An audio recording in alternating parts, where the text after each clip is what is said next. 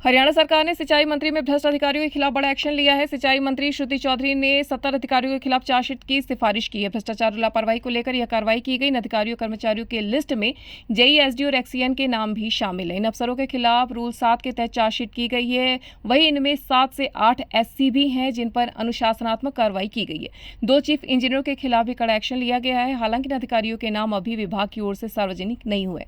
सिंचाई विभाग में इन अफसरों के खिलाफ की गई कार्रवाई के पीछे का बड़ा कारण सामने आया है। नोटिस में बताया गया है कि हाल ही में विभाग की ओर से विभिन्न निर्माण स्थलों से कंस्ट्रक्शन सैंपल लिए गए थे जो जांच में फेल हो गए। गुणवत्ता जांच में पाया गया कि निर्माण कार्यों में अधिकारियों ने लापरवाही बरती और संभावित रूप से भ्रष्टाचार हुआ। इसके बाद सरकार की ओर से यह कार्रवाई की गई। नोटिस में बताया गया कि सरकार की ओर से सॉलिड कंक्रीट के नमूने के परीक्षण के मामले में दोषी अधिकारियों कर्मचारियों के खिलाफ चार्जशीट तैयार करने के लिए एक समिति गठित की गई थी। समिति ने नमूने एकत्रित किए, उनका परीक्षण किया।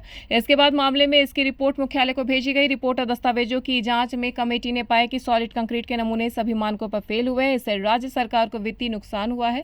सबसे हैरानी की बात यह है कि इस नुकसान का अधिकारियों की ओर से कोई विश्लेषण भी नहीं किया गया। इससे पहले भी सरकार की ओर से भ्रष्टाचार के आरोपों में लिप्त पटवारियों, कानूनगो, नायब तहसीलदारों की लिस्ट भी की जा चुकी है जारी।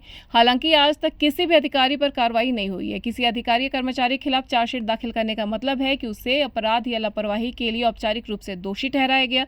अब उनके खिलाफ कानूनी प्रक्रिया शुरू की जाएगी। चार्जशीट में उन सभी आरोपों को लिखा जाता है जो कर्मचारी अधिकारी के खिलाफ किए गए हैं।